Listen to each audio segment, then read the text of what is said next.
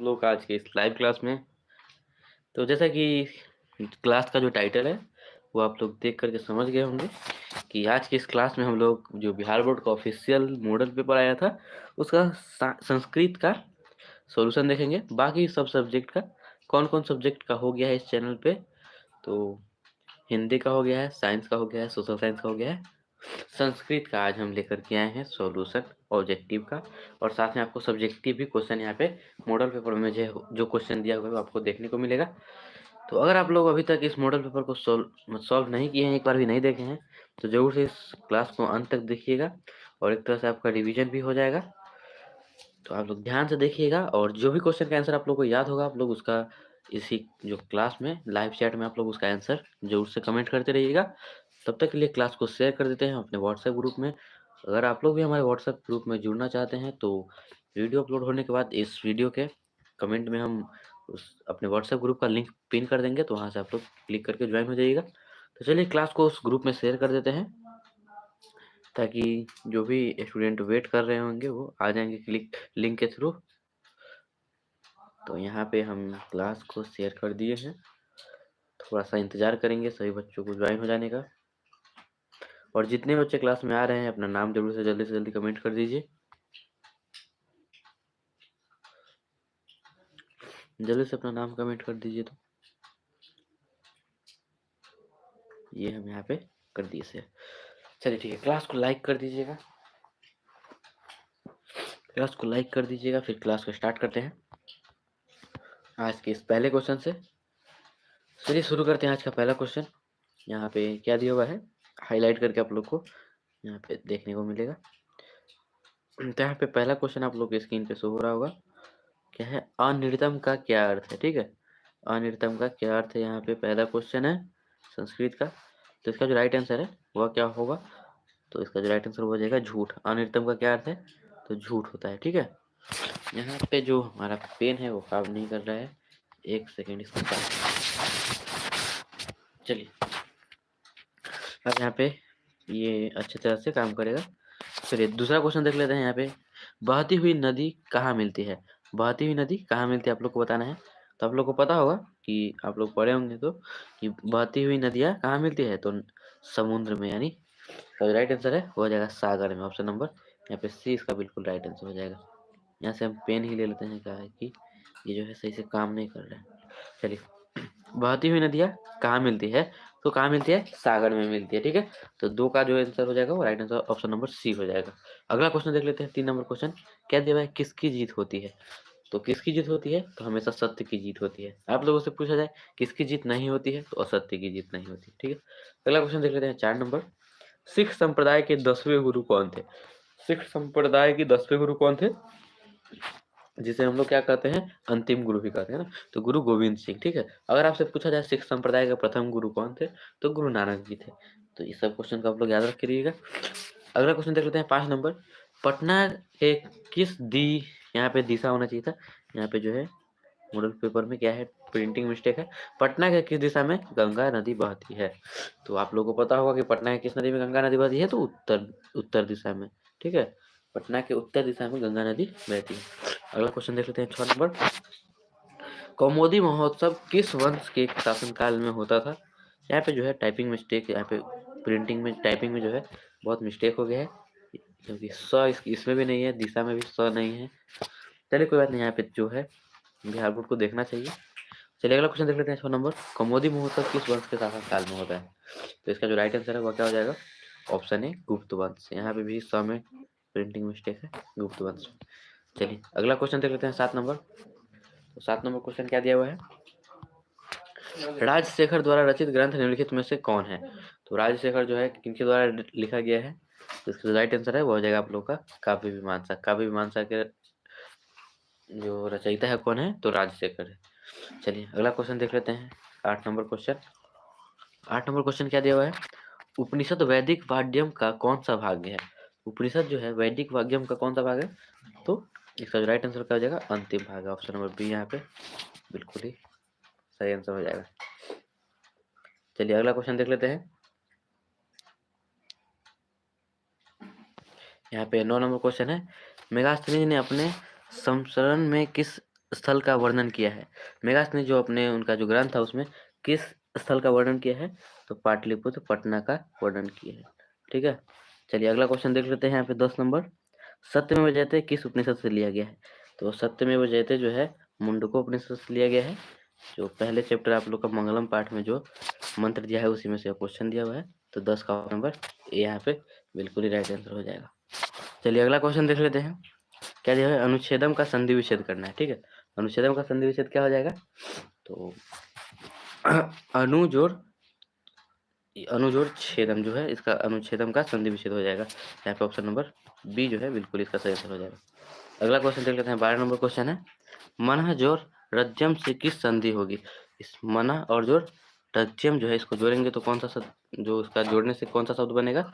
तो मनोरंजन बनेगा। ठीक है, अगला क्वेश्चन है, अ जोड़ ए के मेल से कौन सा नया वर्ण बनेगा? तो अ जोड़ ए के मेल से जो है क्या बनता है? तो ए बनता है। ठीक है, तो यहाँ पे 13 का जो सही आंसर है वो ए हो जाएगा।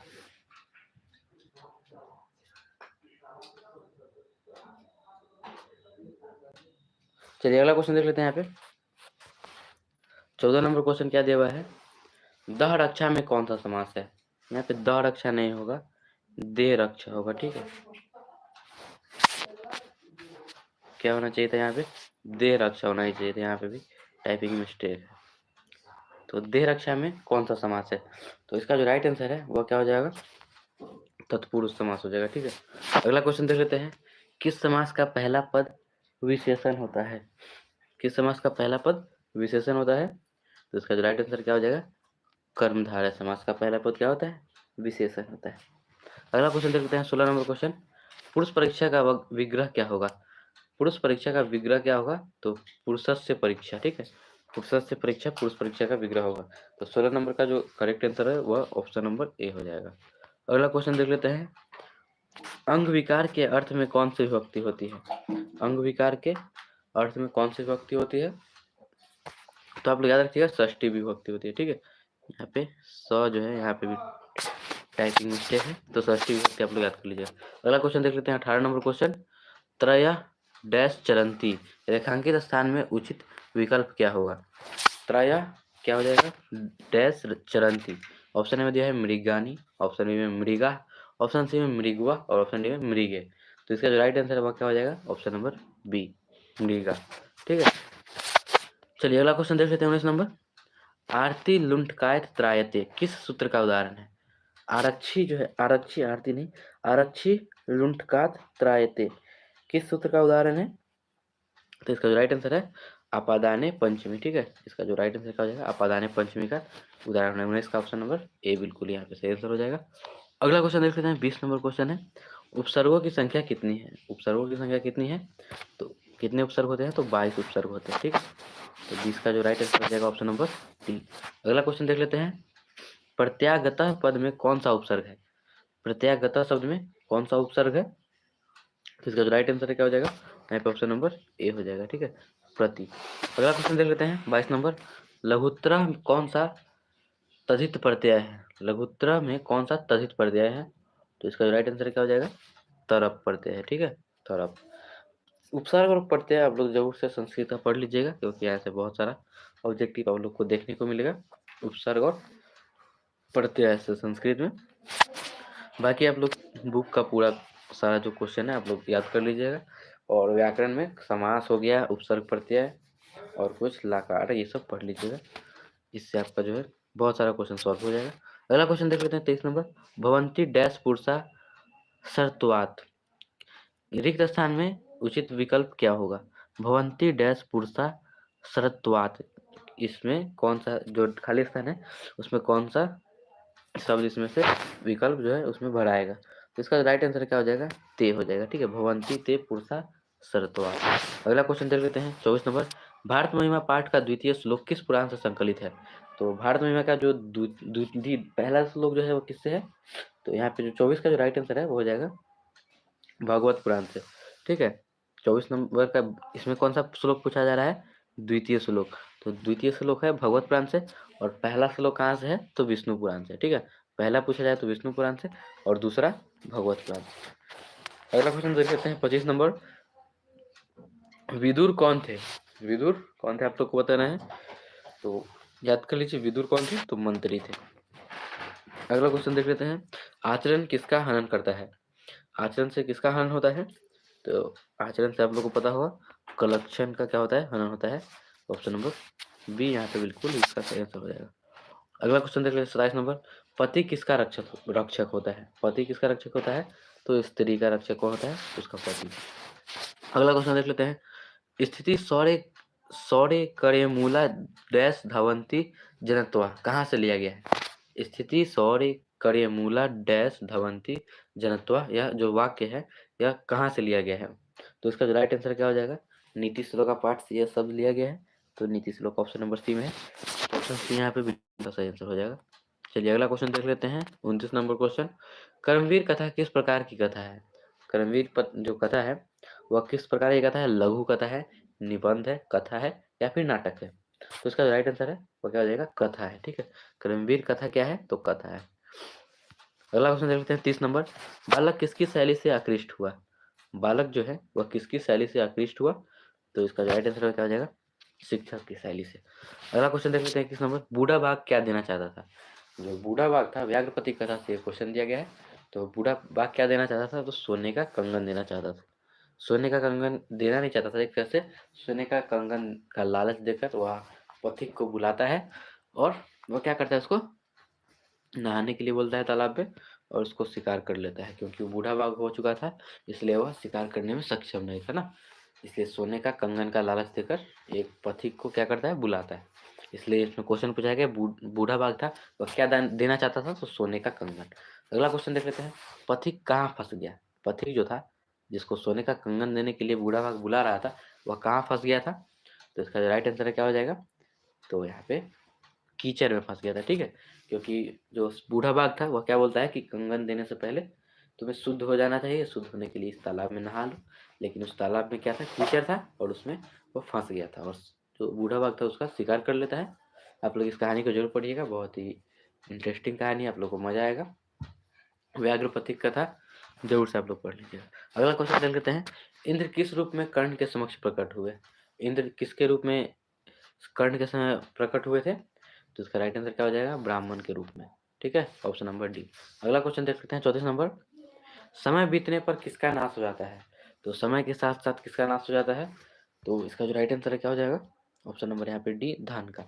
समय के साथ साथ धन का होता है, क्या होता है, नष्ट हो जाता है। अगला क्वेश्चन है, दानवीर कौन था? ठीक है, यहाँ पे दानवीर होना चाहिए, दानवीर कौन था? तो कर्ण जो था क्या था, दानवीर। अगला क्वेश्चन है, कर्ण किस देश का राजा था? तो कर्ण किस देश का राजा था, तो अंग देश का राजा था। ऑप्शन नंबर यहाँ पे बी बिल्कुल इसका करेक्ट आंसर हो जाएगा। अगला क्वेश्चन देख लेते हैं, भातव क्या है, भातव्यम में कौन सा प्रत्यय है? भातव्यम में कौन सा प्रत्यय है? तो इसका जो राइट आंसर क्या हो जाएगा, ऑप्शन नंबर ए, त्वयत प्रत्यय है। कौन सा प्रत्यय है, त्वयत प्रत्यय। यहाँ पे देख रहे हैं वो उपसर्ग और प्रत्यय से कितना सारा क्वेश्चन आया हुआ है, तो आप लोग उपसर्ग प्रत्यय जरूर से पढ़ लीजिएगा, संस्कृत के लिए भी और हिंदी के लिए। अगला क्वेश्चन देख लेते हैं, कर्तवतु प्रत्यय से बाद पद निम्न में से कौन सा है? यहाँ पे कर्तवतु प्रत्यय से बना शब्द कौन सा है? तो कर्तवतु प्रत्यय से इसमें देख लेते हैं, कथिता, ऑप्शन बी में क्या है, गतवान, ऑप्शन सी में जेत्व्यम, ऑप्शन डी में नीति। तो इसका जो राइट आंसर क्या हो जाएगा, ऑप्शन नंबर बी, गतवान। गतवान जो है कर्तवतु प्रत्यय से बना हुआ शब्द है। ठीक है, अगला क्वेश्चन देख लेते हैं 39 39 नंबर क्वेश्चन है, गुरु गुरु जोड़ इष्ठन से कौन सा पद बनेगा? गुरु प्लस इष्ठन से कौन सा शब्द बनेगा, गुरु जोड़ इष्ठन के संधि से? इसका जो राइट आंसर है क्या हो जाएगा, ऑप्शन नंबर यहाँ पे सी, गरिष्ठा। ठीक है, अगला क्वेश्चन देख लेते हैं 40 नंबर, सीमन प्लस डाप से निर्मित पद होगा। सीमन प्लस डाप से कौन सा पद बनेगा, कौन सा शब्द बनेगा? तो इसका जो राइट आंसर क्या हो जाएगा, आपका ऑप्शन नंबर डी, सीमांत बनेगा। ठीक है, सीमंता। अगला क्वेश्चन देख लेते हैं 41 नंबर, नमत में कौन सा लकार है? नमत में कौन सा लकार है? तो इसका राइट आंसर क्या हो जाएगा, लट लकार। नमंत में कौन सा लकार है, तो लट लकार। ठीक है, अगला क्वेश्चन देख लेते हैं यहाँ पे, स्यात का मूल धातु क्या है? स्यात का मूल धातु आप लोग को बताना है, तो इसका जो राइट आंसर क्या हो जाएगा, अस हो जाएगा। ठीक है, अस। अगला क्वेश्चन देख लेते हैं 43 नंबर 43 नंबर, विद्वत्सु किस शब्द का रूप है? विद्वत्सु किस शब्द का रूप है? ऑप्शन है विद्वान, ऑप्शन बी में विद्वान, ऑप्शन सी में विद्वस और ऑप्शन डी में विद्वान। तो इसका जो राइट आंसर है क्या हो जाएगा? ऑप्शन नंबर यहाँ पे बी विद्वान। अगला क्वेश्चन देख लेते हैं। गंगा शब्द के सप्तमी विभक्ति एक वचन का रूप क्या है? गंगा शब्द के सप्तमी विभक्ति में एक वचन का रूप क्या है? तो उसका राइट आंसर क्या हो जाएगा? ऑप्शन नंबर यहाँ पे बी गंगायाम। ठीक है, गंगायाम। अगला क्वेश्चन देख लेते हैं 45 नंबर। धात्री शब्द का सप्तमी विभक्ति बहुवचन के रूप क्या होगा? धात्री शब्द के लिए सप्तमी विभक्ति में बहुवचन के रूप में क्या होगा? तो इसका राइट आंसर क्या हो जाएगा यहाँ पे? ऑप्शन नंबर बी यहाँ पे इसका राइट आंसर हो जाएगा धात्रीसु। ठीक है, अगला क्वेश्चन देख लेते हैं 46 नंबर। रत्नाकारा का संधि विच्छेद क्या होगा? रत्नाकारा का संधि विच्छेद आप लोग को बताना है। तो इसका राइट आंसर क्या हो जाएगा? रत्न जोड़ आकार। ठीक है, रत्न जोड़ आकार, रत्नाकार का संधि विच्छेद हो जाएगा। चलिए अगला क्वेश्चन देख लेते हैं 47 नंबर क्वेश्चन। ने जोड़ अति की संधि क्या होगी? ने और जोड़ अति की संधि यहाँ पे क्या हो जाएगा? तो इसका जो राइट आंसर है क्या हो जाएगा यहाँ पे? ऑप्शन नंबर सी नयाति। ठीक है, चलिए अगला क्वेश्चन देख लेते हैं। यहाँ पे 48 नंबर क्वेश्चन है। ह का उच्चारण स्थान क्या है? ह का उच्चारण स्थान क्या होता है? तो यहाँ पे ह का उच्चारण कहाँ से होता है? तो कंठ से होता है। ठीक है, तो यहाँ पे ऑप्शन नंबर डी यहाँ पे बिल्कुल इसका सही आंसर हो जाएगा। अगला क्वेश्चन देख लेते हैं। परामर्श में कौन सा उपसर्ग है? परामर्श में उपसर्ग बताना है आप लोगों को।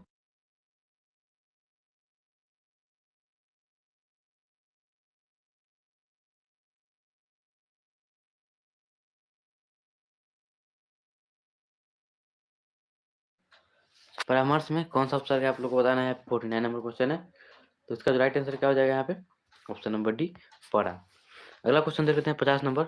सु सु उपसर्ग से कौन सा शब्द बनेगा? सु उपसर्ग से कौन सा शब्द बनेगा आप लोग को बताना है। ऑप्शन ए में सहाना, ऑप्शन ए में स्वागतम, ऑप्शन सी में सरा और ऑप्शन डी में सुंदरा। तो इसका जो यहाँ पे करेक्ट आंसर हो जाएगा ऑप्शन नंबर बी हो जाएगा स्वागतम। अगला क्वेश्चन है 51 नंबर क्वेश्चन। क्रिया विशेषण में कौन सी विभक्ति होती है? क्रिया विशेषण में कौन सी विभक्ति होती है? तो इसका जो राइट आंसर हो जाएगा तृतीय विभक्ति होती है। अगला क्वेश्चन देख लेते हैं 52 नंबर। पुराणों की संख्या कितनी है? पुराणों की संख्या कितनी होती है? तो 108 है पुराणों की संख्या, आप लोग याद कर लीजिए।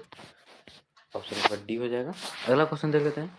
पक्षी का पर्यायवाची क्या होता है? पक्षी का पर्यायवाची आप लोग को बताना है। तो पक्षी का पर्यायवाची जो है क्या होगा? यहाँ पे द्विज हो जाएगा, ऑप्शन नंबर सी पक्षी का पर्यायवाची। अगला क्वेश्चन है। चारों आलसियों को कैसे बाहर निकाला गया? जो चारों आलसी थे उन्हें किस तरह से बाहर निकाला गया था? तो केस पकड़ कर, यहाँ पे के हो जाएगा, केस पकड़ के। यहाँ पे ऑप्शन नंबर बी हो जाएगा, क्या हो जाएगा कि आलसी को कैसे निकाला गया था? तो केस पकड़ कर। अगला क्वेश्चन देख लेते हैं। व्याकरणाचार्य है, व्याकरणाचार्य कौन है? उसका करेक्ट आंसर क्या हो जाएगा? पाणिनि। पाणिनि क्या है? व्याकरणाचार्य। अगला क्वेश्चन है 56 नंबर। ज्ञान का शासक कौन है? तो ज्ञान का शासक कौन है आप लोग को पता होगा कि ज्ञान का शासक शास्त्र है। ठीक है, शास्त्रकारा पाठ से चैप्टर है, शास्त्र क्या है? ज्ञान का शासक है। अगला क्वेश्चन है। गुरु गोविंद सिंह का जन्म कहाँ हुआ था? तो आप लोगों को पता होगा कि गुरु गोविंद सिंह का जो जन्म है हमारे कहाँ हुआ था? पटना में हुआ था। ऑप्शन नंबर बी यहाँ पे इसका बिल्कुल राइट आंसर हो जाएगा। अगला क्वेश्चन है कि काल पर्यात शिक्षा क्षय गच्छति रेखांकित पद में प्र ननिर्माण है। काल पर्यात शिक्षा क्षय गच्छति रेखांकित पद में प्र ननिर्माण है। ऑप्शन ए क, ऑप्शन बी कस्य, ऑप्शन सी का और ऑप्शन डी कास्मीन। तो इसका जो राइट आंसर है क्या हो जाएगा? ऑप्शन नंबर डी कस्मीन।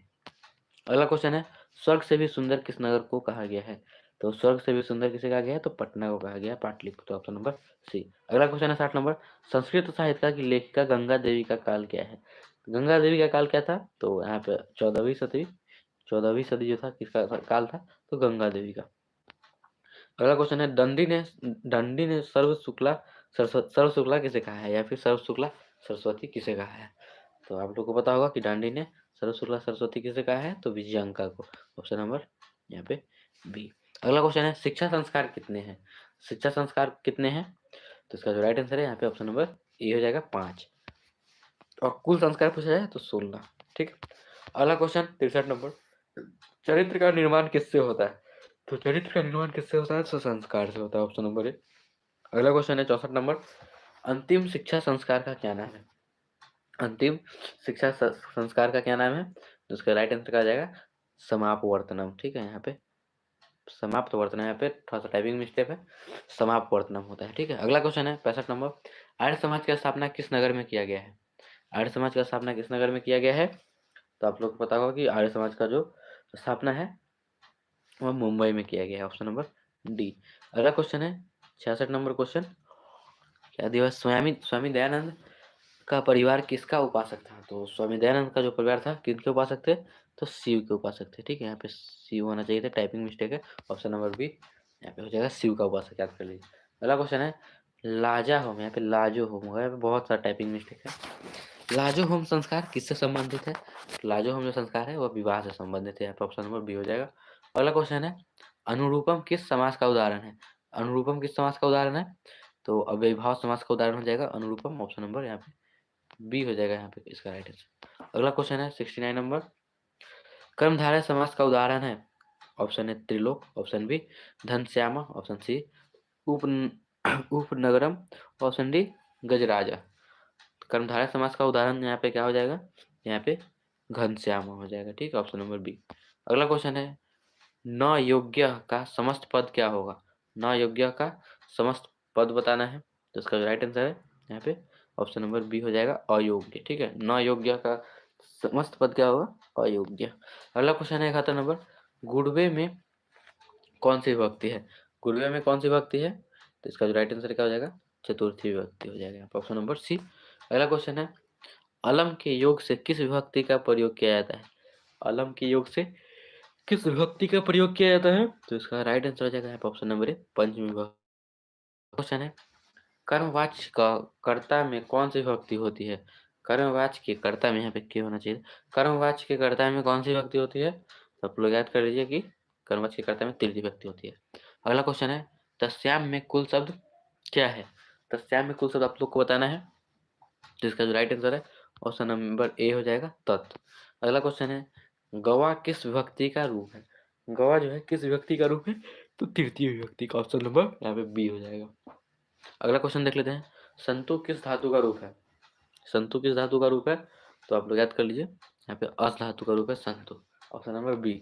अगला क्वेश्चन है 77 नंबर, पा धातु लट लकार के प्रथम पुरुष के एक वचन में क्या होगा? पा धातु लट लकार प्रथम पुरुष के एक वचन में क्या होगा?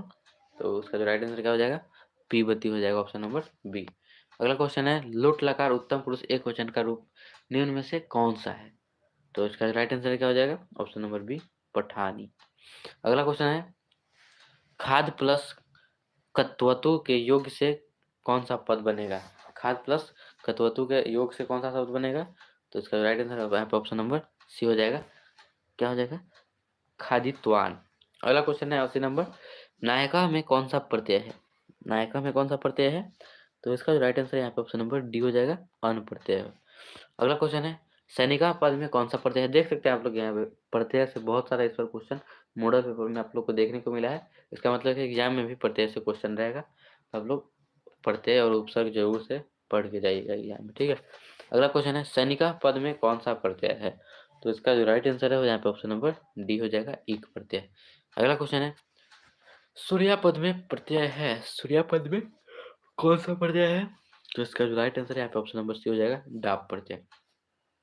अगला क्वेश्चन है गौड़ गौड़ प्लस गौड़ जोड़ डोस के योग से कौन सा पद बनेगा?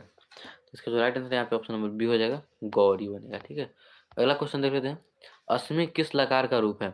अस्मि किस लकार का रूप है? तो यहाँ पे ऑप्शन नंबर यहाँ पे बी लट लकार का रूप क्या है? अस्मि। अगला क्वेश्चन है कह किस शब्द का रूप है? कह किस शब्द का रूप है? तो कह जो है किम शब्द का रूप है, ऑप्शन नंबर यहाँ पे सी हो जाएगा। नेक्स्ट क्वेश्चन देख लेते हैं निम्नलिखित में बहुव्रीहि समास, यहाँ पे बहुव्रीहि होना चाहिए था, टाइपिंग यहाँ पे मिस्टेक है। निम्नलिखित में बहुव्रीहि समास का उदाहरण कौन सा है? तो बहुव्रीहि समास का उदाहरण क्या हो जाएगा इसमें से? तो लंबोदरा यहाँ पे बहुव्रीहि समास का उदाहरण है। अगला क्वेश्चन है अशांति किस समास का उदाहरण है? तो अशांति किस समास का उदाहरण है? तो यहाँ पे हो जाएगा ऑप्शन नंबर बी नए समास का, ठीक है। अगला क्वेश्चन है सुबद्ध मूला पादपा निपतपंती, ठीक है, क्या है? निपतंती निपंती लेखांकित पद में प्र निर्माण है, क्या है? सुबद्धुलामा सुबद्धमूला पादपा निपलंती रेखांकित में प्र का निर्माण है, तो इसका राइट आंसर क्या हो जाएगा? 88 का यहाँ पे ऑप्शन नंबर सी किए। अगला क्वेश्चन है 89 नंबर, क्या है, पंचवटी में पद में कौन सा समास है? पंचवटी में कौन सा समास है? यहाँ पे संख्या का बोध हो रहा है, तो यहाँ पे द्विगु समास हो जाएगा, ऑप्शन नंबर बी। अगला क्वेश्चन है विश्व शांति किस प्रकार का पाठ है? तो विश्व शांति किस प्रकार का पाठ है? तो पदात्मक पाठ है, ऑप्शन नंबर यहाँ पे डी हो जाएगा। अगला क्वेश्चन देख लेते हैं, कन्यादान किस संस्कार में होता है? तो कन्यादान किस संस्कार में होता है? तो विवाह संस्कार में होता है, ऑप्शन नंबर बी हो जाएगा। अगला क्वेश्चन है चालुक्य वंश के राजा कौन थे? चालुक्य वंश के राजा कौन थे? तो चंद्रादित्य चालुक्य वंश के राजा थे, ऑप्शन नंबर यहाँ पे ए हो जाएगा। अगला क्वेश्चन है बृहत संहिता ग्रंथ के रचनाकार कौन है? बृहत संहिता के रचनाकार कौन है? यहाँ पे ऑप्शन नंबर सी हो जाएगा, वराहमिहिर। बृहत संहिता के वराहमिहिर है, ठीक है। अगला क्वेश्चन है यहाँ पे 94 नंबर, भास के कितने नाटक उपलब्ध है? भास के टोटल कितने नाटक उपलब्ध है? तो टोटल 13 नाटक भास के उपलब्ध है। अगला क्वेश्चन है मैं वसहोन हूँ किसने कहा? मैं वसहोन हूँ यह किसने कहा था? तो इसका जो राइट आंसर यहाँ पे ऑप्शन नंबर क्या हो जाएगा, सी, बाघ ने कहा था। अगला क्वेश्चन है निर्गतिना च डैश वहीना श्लोक किस पाठ से उद्धत है? तो यह जो श्लोक दिया हुआ है वह कहाँ से लिया गया है? इसका राइट आंसर यहाँ पे ऑप्शन नंबर सी हो जाएगा, आरस कथा से। अगला क्वेश्चन है बिना बुलाए कौन आता है? तो बिना बुलाए कौन आता है? तो मूर्ख आता है। अगला क्वेश्चन है 98 नंबर, जल के बीच में कौन तैर रहा है? तो जल के बीच में कौन तैर रहा है? तो इसका जो राइट आंसर है वो हो जाएगा ऑप्शन नंबर यहाँ पे सारस, ऑप्शन नंबर बी। अगला क्वेश्चन है दोष कितने हैं? दोष कितने प्रकार के होते हैं? तो षड दोष है, यानी 6 दोष है, ठीक है। काम क्रोध क्या क्या था, षड दोषा पुरुषेन लक्षणम, 6 दोषों को पुरुष को छोड़ देना चाहिए था, काम क्रोध लोभ दीर्घसूत्रता निद्रा आलस, ठीक है। तो ये सब 6 दोष को, यहाँ पे दोष कितने हैं? तो 6 है, ठीक है। अगला क्वेश्चन है कंठोपनिषद में किसके बारे में कहा गया है? तो कंठोपनिषद में यहाँ पे किसके बारे में कहा गया था? तो आत्मा के बारे में, तो यहाँ पे ऑप्शन नंबर सी हो जाएगा। उसी तरह से अगला यहाँ पे आप लोग जो है ऑब्जेक्टिव टोटल यहाँ पे 100 था, 100 में से आप लोग को कितना, इसमें से जो किताब से कौन कौन क्वेश्चन था तो आप लोगों ने बताया, आप लोग जरूर से कमेंट कीजिएगा टोटल कितना क्वेश्चन आप लोग को पहले से याद था। तो फिर कल के क्लास में इसी तरह से मिलेंगे, किसी बाकी सब्जेक्ट जो इसमें से बच गया है उसका लाइव लेके, या फिर किसी और क्लास का लाइव लेके। तो आप लोग हमारे चैनल पे नए हैं तो चैनल को सब्सक्राइब कर दीजिएगा, और हमारे व्हाट्सएप ग्रुप में भी ज्वाइन हो जाइएगा, ताकि जो भी क्लास का नोटिफिकेशन टाइम हो उस ग्रुप में आप लोग को मिलते रहेगा। बाकी का और भी जो स्टडी का जो कोई इंपॉर्टेंट कंटेंट सब होगा उसमें डाल दिया जाता है, तो आप लोग जरूर से ज्वाइन हो जाइएगा। कहाँ से ज्वाइन होना है तो आप लोग बता दीजिए, कमेंट में लिंक हम पिन कर देंगे, तो वहाँ से लिंक पे क्लिक करके जरूर से ज्वाइन हो जाइएगा। चलिए ठीक है, मिलते हैं फिर कल क्लास में, तब तक के लिए अपनी पढ़ाई को कंटिन्यू रखिए।